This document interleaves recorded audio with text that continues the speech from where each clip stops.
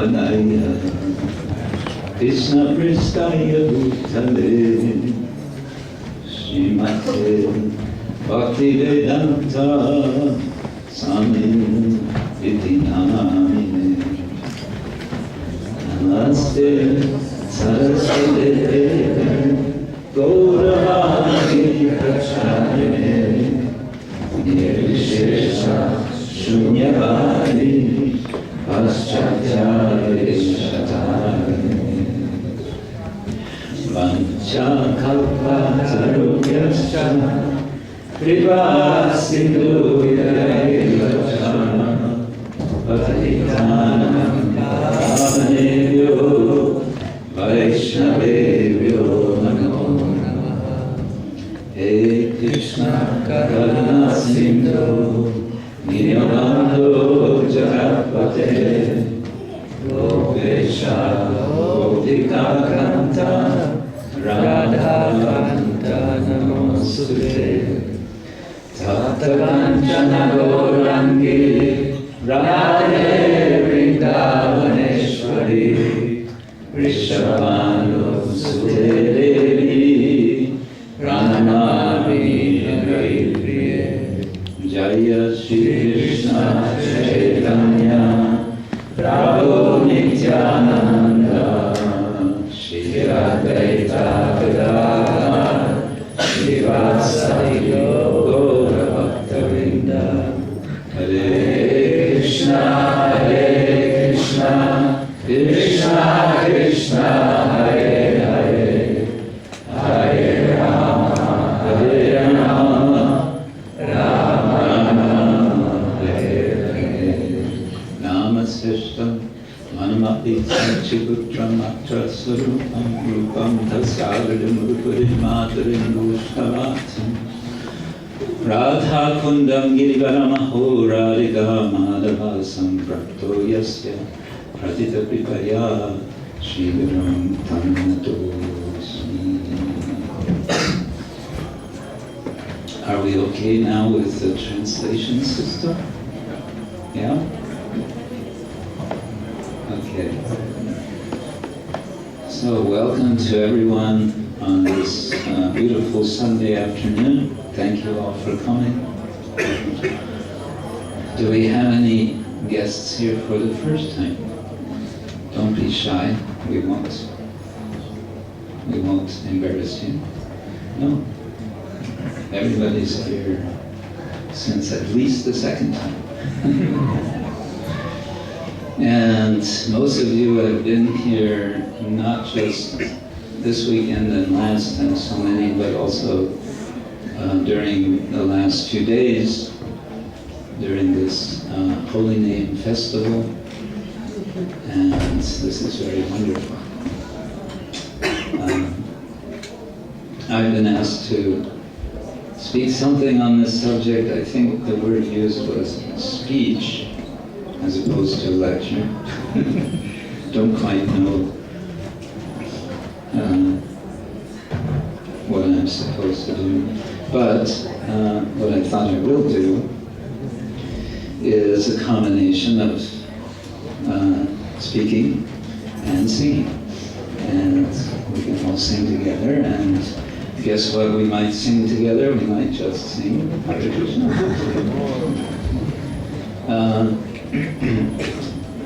And specifically, I wanted to share with you just a few memories. We say in English, to go down memory lane. Memory lane. Lane means a small road. So wandering down this little road of memories, well, partly my memories, but also what we might call ISKCON memories, ISKCON, collective memory. And I like to begin with part of this collective memory, which I was fortunate to not witness directly, but to visit. There's a certain place. The place is in New York City. Whom among you have been to New York City?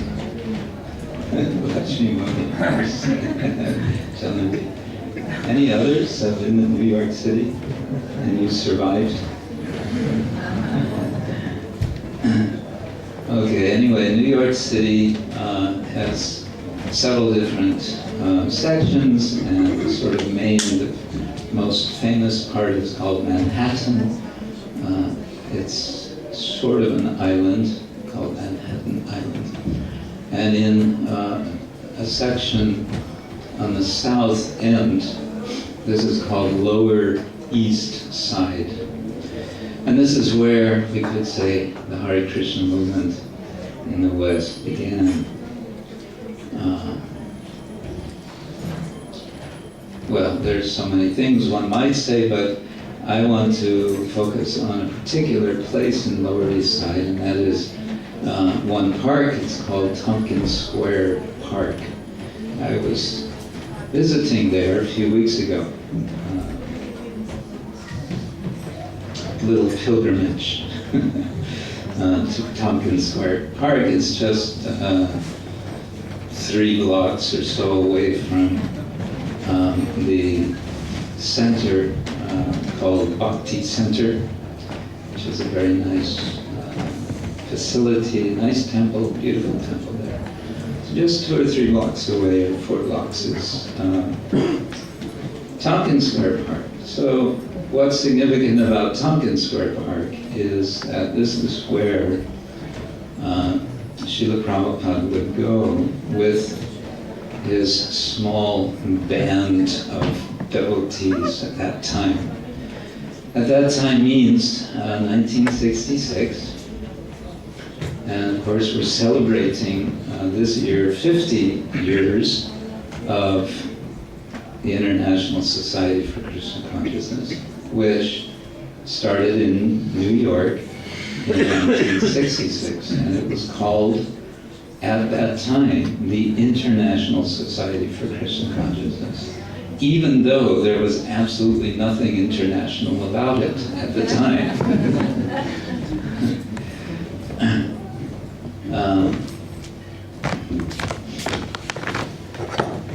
At one point, and I don't remember, Mother Lakshmani may know more exactly, but whether it was that Prabhupada suggested the devotees go out into the park and chant, or whether Prabhupada first led them. Do you remember? He suggested, yeah. They went and they did, and it was so nice, right? Brahmananda Prabhu and others, they found it was just so wonderful to sing Hare Krishna in this park, and they came back. They were so excited. They told Prabhupada, it's so wonderful. And then sometime soon after that, Prabhupada joined them. And there's a very famous photograph of Srila Prabhupada standing in front of a tree. I guess it's an oak tree. And he's giving a little talk. And people, curious people, are standing about. Some are sitting and listening. And you see from the photo that it's quite a mixed crowd. And Prabhupada is just looking, as we say, so thoroughly transcendental. It looks like he came down from, you wouldn't be surprised if in the background there would be a spaceship that Prabhupada had just emerged from. And he's there, and he's speaking about the Hare Krishna movement, the Krishna consciousness process, chanting Hare Krishna, as he did in his sort of sweetly determined and authoritative voice. So we went there. I was just there a few weeks ago with a couple of brahmacharis from the local temple, and I was happy to see that this tree now has a little sign on it, a bit high up. The little sign says, "The Hare Krishna tree." So the city of New York has recognized this is a holy place. Yeah. Hare Krishna.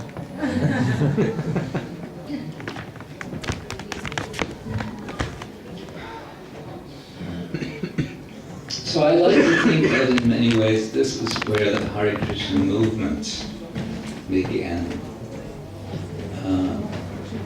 Prabhupada used this word movement quite a bit, actually.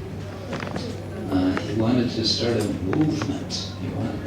He saw that it was happening. The movement was based on, of course, the chanting of Hare Krishna and on what he would say so many times is the authorized literature, the Vedic literature, especially the Bhagavad Gita.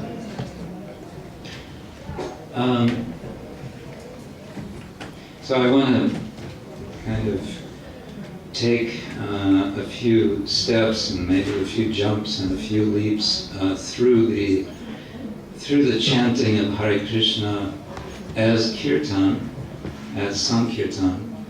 And I thought we should start with the famous melody that Srila Prabhupada used to sing. And I'm sure most, if not all of you, know this song, this melody. And probably if Hari Bhakti Prabhu were here, he could tell us exactly which raga it is.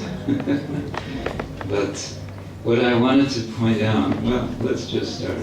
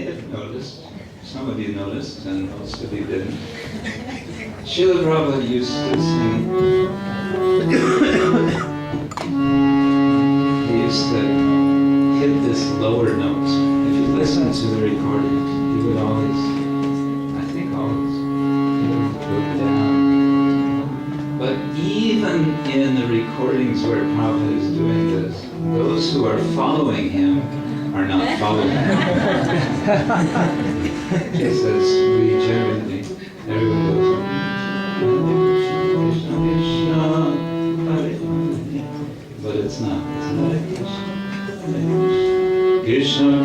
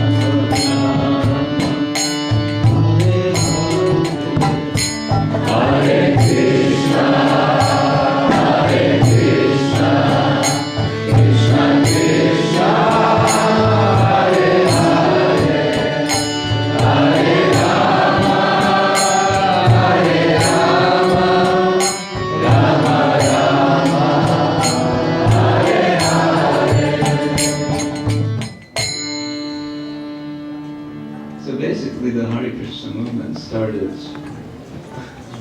just with this. And as far as I know, devotees would, that was the melody. That was how you sing Hare Krishna. You sing that melody. It's the Hare Krishna melody. That's it. Of course, it was, as I mentioned, out in this park, but also in the center of what I suppose they were calling the temple. What was the temple? It was a little storefront, really small storefront.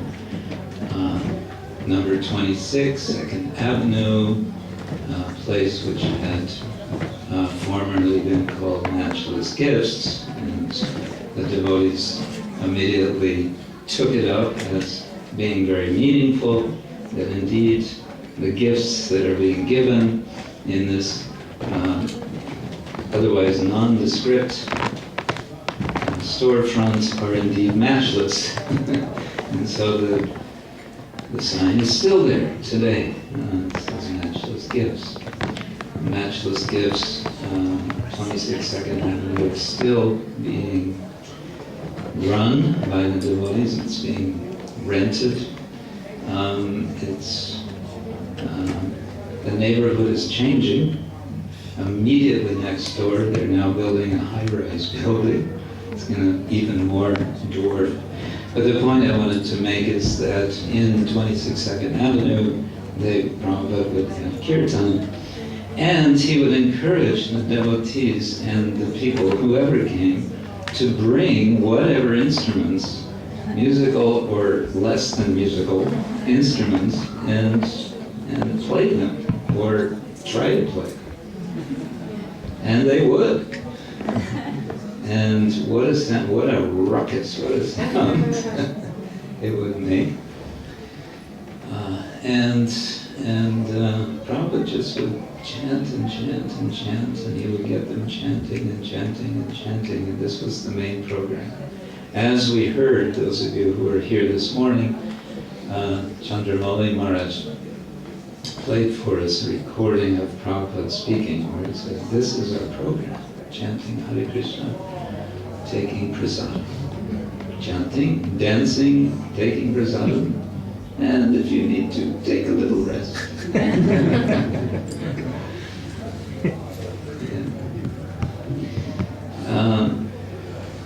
So this was going on. It was even though it was called the International Society for Krishna Consciousness, at that time it was the 26 2nd Avenue Society for Krishna Consciousness.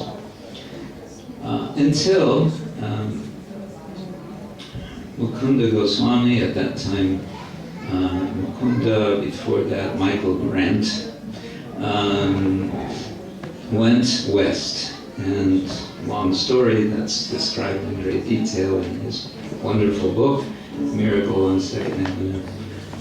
He opened a center in San Francisco, and he invited Srila Prabhupada to come. And Prabhupada said, yeah, send me a ticket, and I'll come. And when the New York devotees heard this, they couldn't believe it. How is it possible? Prabhupada is going to go somewhere else. And they became very anxious, actually. What are we going to do without Prabhupada? And Prabhupada, actually, I think it was after he left, sometime later, I think it was from San Francisco, he wrote them a letter and said, you can put a picture of me there, and this will, then you will feel my presence.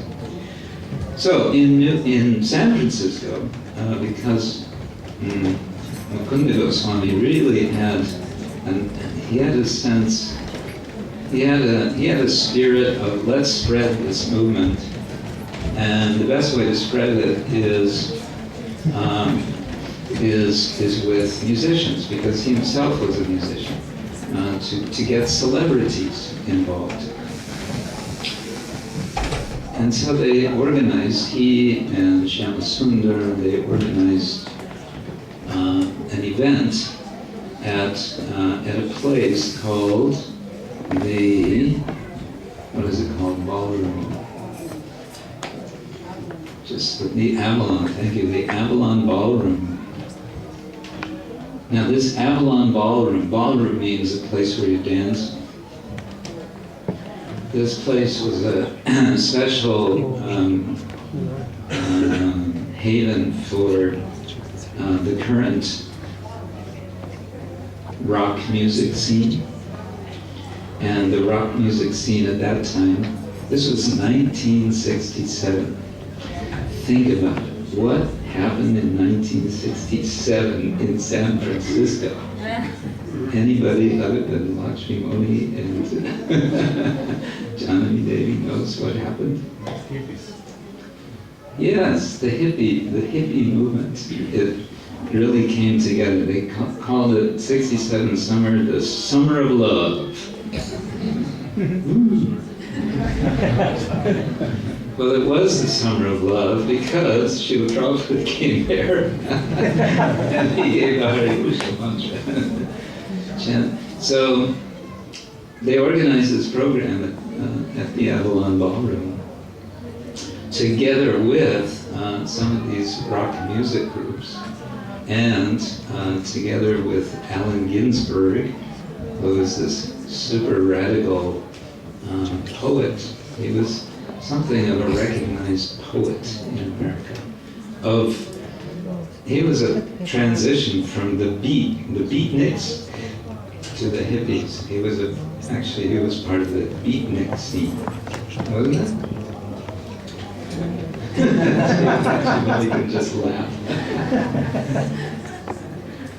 And the interesting thing about all of this is that Prabhupada would just, when Mukunda Goswami would say, we've organized this program at this place, and say, yeah, okay. And he would go, and they would do it. And Prabhupada knew the condition of these young people at this concert was not normal. They were all on some sort of intoxicant. But okay, whatever. We just spread the holy name. And this reminds me, also, I mentioned the other day, Prabhupada was telling his godbrother about the particular tonic for being successful in spiritual life. It is a formula, and would you like to know this formula? Yes. Trinada bi sunichena taroriva sahishna amanina manadina kirtaniya sada hari. One can chant the holy name of the Lord in a humble state of mind, thinking oneself lower than a straw in the street, devoid of all sense of false prestige, and ready to offer all respects to others. In such a state of mind, one can chant the holy name of the Lord constantly, sada, sada. He said that's the formula. And we also heard from Chandramauli Maharaj this other story how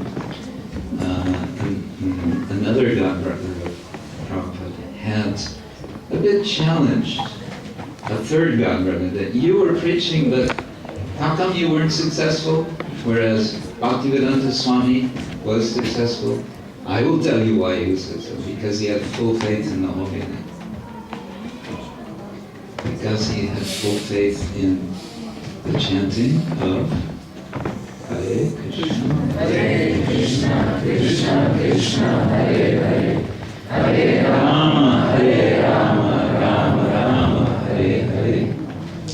Okay, I wanted to, time moves fast. I thought to tell a little of my own experience of kirtan. We're 50 years old now as a society, and I'm almost 44 years old as far as my devotional life goes. So it's been a few decades.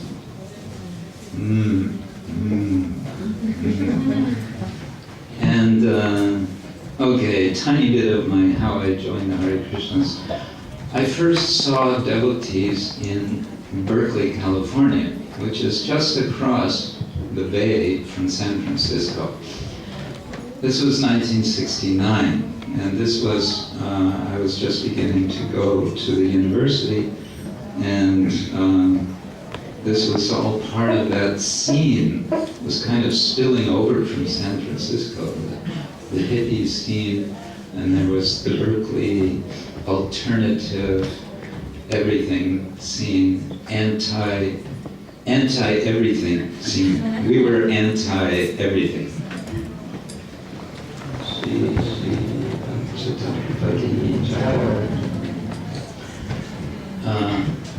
University of California, Berkeley was the place where one regularly, as part of one's education, participated in anti-war protest.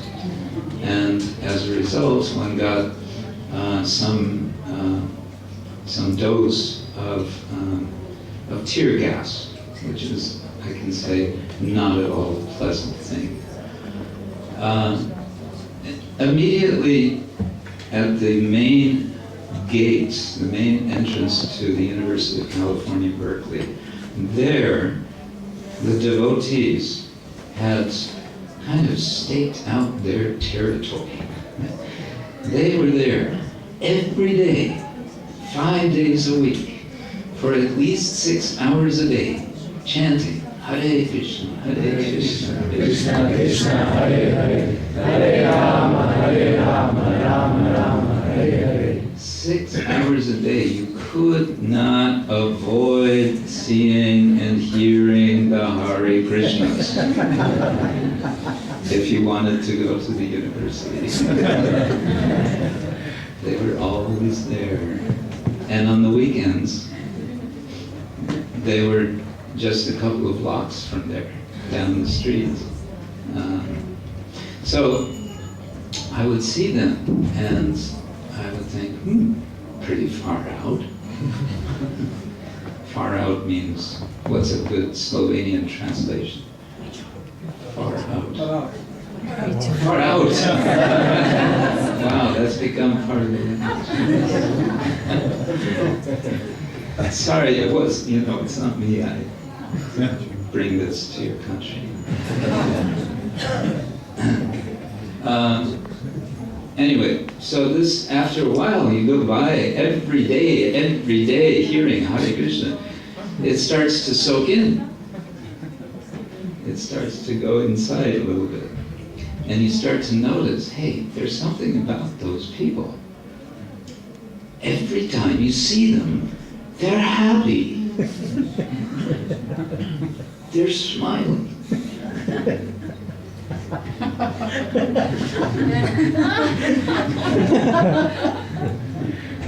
How come they're happy and they're just standing here, singing this little song, and here we are, we're students, studying,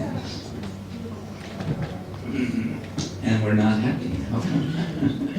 So thinking like that. Anyway, fast forward 2 years, I meet devotees in Germany, and next thing I know, I find myself on the street wearing a pink sheet with a shaved head and some paint on my forehead. With a group of, altogether we were about 6 or 7 brahmacharis in Stuttgart, Germany. Yes. And we're chanting Hare Krishna up and down the main shopping street. Yeah. And here's one of the melodies that we used to sing. You want to hear this melody? Yeah. Hare Krishna, Hare Krishna, Krishna Krishna, Hare Hare, Hare Rama,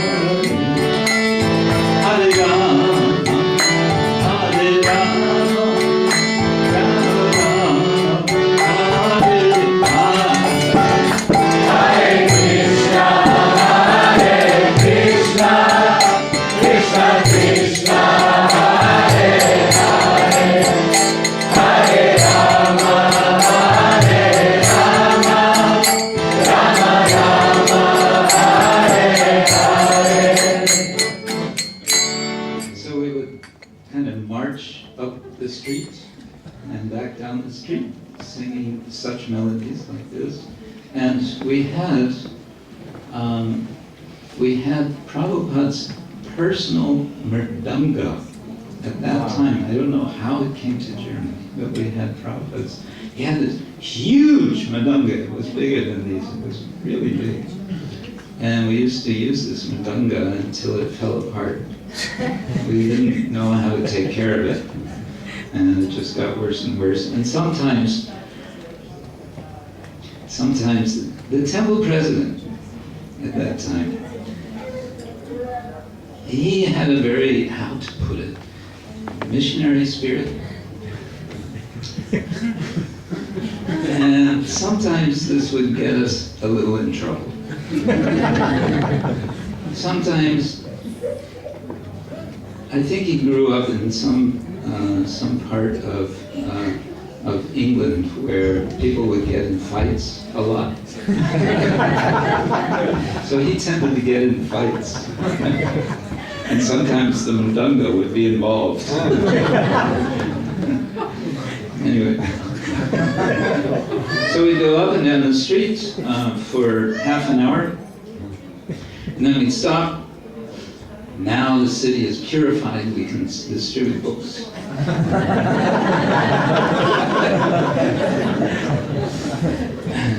Actually, we didn't have books, we had magazines. We had a Sugot magazine. My first day distributing Sugot magazine, I distributed 13 copies. For 1 Deutschmark each. Came back with 13 Deutschmarks. Felt rich. So we do like that. We would do Harinam up and down, and then we would distribute for half an hour, 45 minutes, and then we could feel material energy creeping back in. And so then, okay, quick, we gotta have more kirtan, and then we do kirtan back. And then, okay, now, then we go and distribute. And eventually books. We had German Upanishad, and yeah, well, that's a whole nother story. At one point, certain devotees found that they could really distribute a lot of books, and so why not just do that? And so it became more like that. And the kirtan eventually got phased out. And that's something I always felt was a mistake. Because I felt as I had seen in the very beginning, I'd seen the devotees singing and, looking like Hare Krishnas, and distributing their literature. It all made sense. But then it got separated out at one point, and I always thought, when will that day be ours that we go back to doing as we had done before? So, okay, at some point, we started having sort of formally organized programs in halls. We would rent a hall, or someone would sponsor, and we would get some small or medium-sized place. Sometimes it was half this size, sometimes maybe this size, sometimes maybe a bit bigger. And we would do programs which were a little bit structured. We would start out with some bhajan, with harmonium, kartals, mridanga, and so on. We would sing different bhajans and also Hare Krishna, and then we would, one person would give a talk, and then there would be prasad. Sort of typical, what we started calling public program. Sometimes with more success, sometimes with less success of how many people would come. This also, of course, Srila Prabhupada had been doing, and there's a famous photograph of Prabhupada in London at Connolly Hall. It's a quite grand hall in central London. At another place, or maybe it was Connolly Hall, they had one program, and practically nobody came, except the devotees. Was that Connolly Hall? And the devotees who had done the organizing felt very bad that they had failed to, bring a crowd. Prabhupada gave a lecture as if the hall was full. He spoke. So this Krishna consciousness movement, he just spoke like that. But at the end, the devotees apologized. Prabhupada, we're so sorry. Hardly anyone came. And Prabhupada said, what do you mean? Nobody came. Didn't you see? Narada Muni was there. Lord Brahma was present. From his perspective, the demigods were present. So he was seeing in that way. Higher beings. So we would do these little programs around Germany.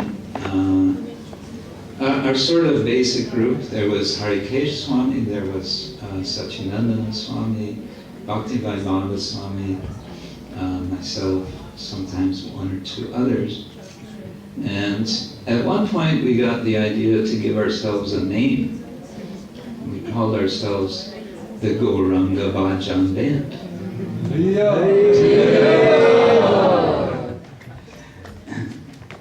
And eventually we had a program here in Ljubljana. Which year was that? The first? 92? 93? I thought we quit by 91.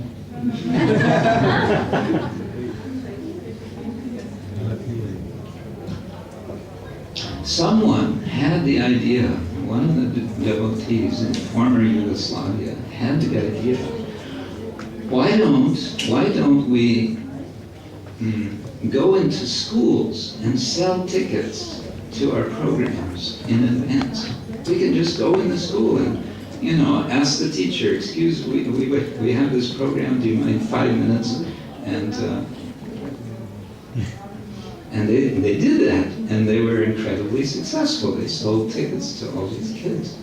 So we went from having programs with maybe 50 people or 100 people, maybe 200 people. Suddenly we had a program with 2,000. Whoa. Well, now, this is getting serious. 2,000 people, we have to really give them their money's worth. And in a short time, we enlisted, Krishna Prema and his wife, Nitya Tripta. She had this Multivision show, as it was called. We enlisted one break dancing pantomimist. We had different ones at different times. We enlisted some devotees to make basically an electric band with, drums and the whole thing. At this point, I started to feel like this is the beginning of the end. Hare Krishna, with mridanga and harmonium. That's my understanding of how you do this. But on the other side, we would see all these people, and they would be jumping up and down and dancing. And how could you argue against that?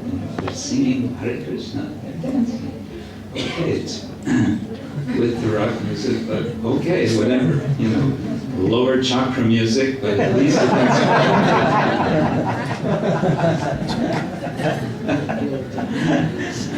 at least it gets them moving,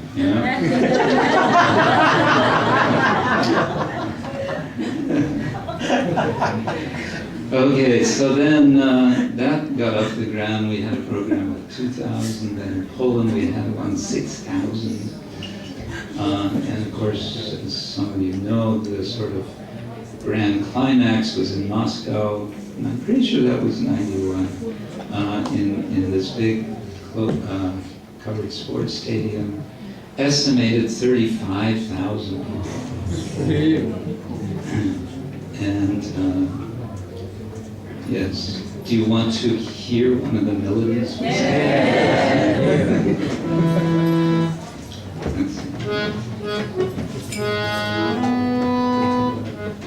Okay, I haven't practiced it.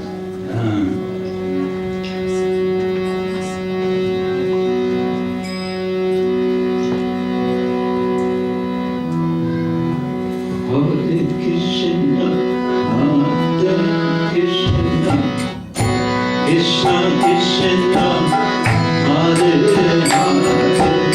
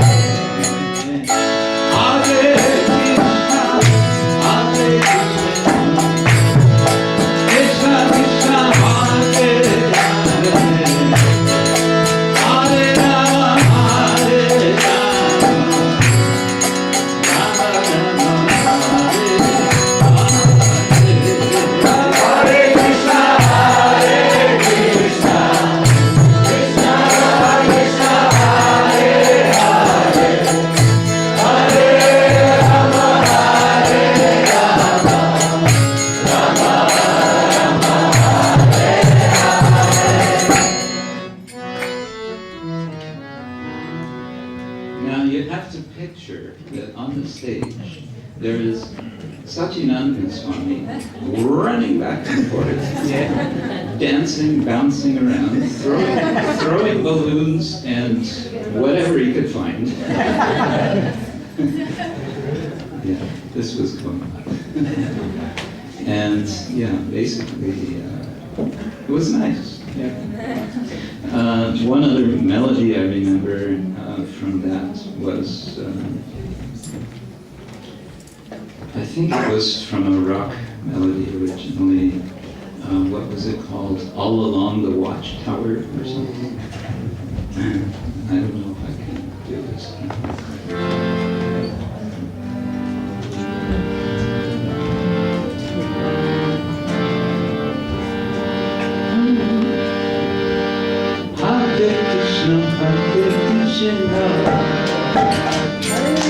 Krishna Krishna Hare Hare Hare Rama Hare Rama Rama Rama Hare Hare Hare Krishna Krishna Krishna